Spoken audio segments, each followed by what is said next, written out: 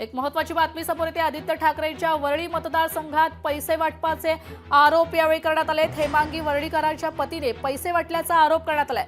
अपक्ष उमेदवार आणि शिंदेंच्या शिवसेनेचा हा आरोप आहे। तर हेमांगी वरळीकर ठाकरे सेना प्रभाग क्रमांक 193च्या उमेदवार आहेत।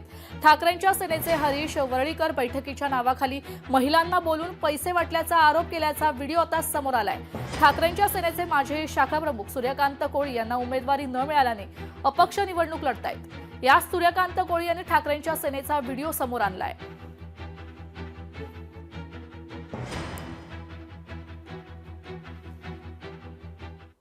बातमी आहे नागपुरातून। नागपुरात मतदान प्रक्रियेसाठी पालिका प्रशासन आता सज्ज झाले। पालिका क्षेत्रात एकूण 24,83,112 मतदार आहेत। तर शहरातील 321 मतदान केंद्र संवेदनशील घोषित आहेत। तर संवेदनशील केंद्रांवर सीसीटीव्ही कॅमेरा, पोलिसांचा कडेकोट बंदोबस्त ठेवण्यात येणार आहे।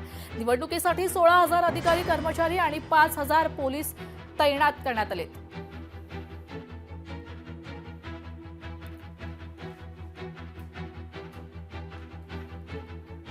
दहा ठिकाणी आपले 10 मतमोजणीचे जे ठिकाण आहेत ते निश्चित झालेले आहेत। साधारणतः प्रत्येक मतमोजणी केंद्रामध्ये 20 टेबल्स हे ईव्हीएम च्या मतांच्या मोजणीसाठी असणार आहे आणि 4 टेबल्स हे पोस्टल बॅलेटसाठी असणार आहेत। त्यासाठी आवश्यक असणारा मॅनपॉवर नियुक्त केले गेला आहे। त्यांचे ट्रेनिंग जे आहे ते सुरू आहे। 14 तारखेला पण एक ट्रेनिंग जे आहे ते आपण संध्याकाळी आयोजित केलेलं आहे। कारण याच्यामध्ये आपल्याला कालावधी नाही आहे। 15 तारखेला आपलं रिसेप्शन झालं की स्ट्रॉंग रूम क्लोज होईपर्यंत कदाचित आपल्याला रात्री लेट होऊ शकतं आणि इमिजिएटली दुसऱ्या दिवशी आपल्याला 10 वाजता काउंटिंग जी आहे ती सुरू करायची आहे। तर त्या अनुषंगाने आम्ही ट्रेनिंग जी आहे ती अगोदर करून ठेवतो आहोत। 15 तारखेच्या अगोदर सगळ्या ट्रेनिंग जे आहेत मिनिमम 2 ट्रेनिंग द्यायचं जे आहेत आयोगाचे निर्देश त्याच्यानुसार करतो आहोत।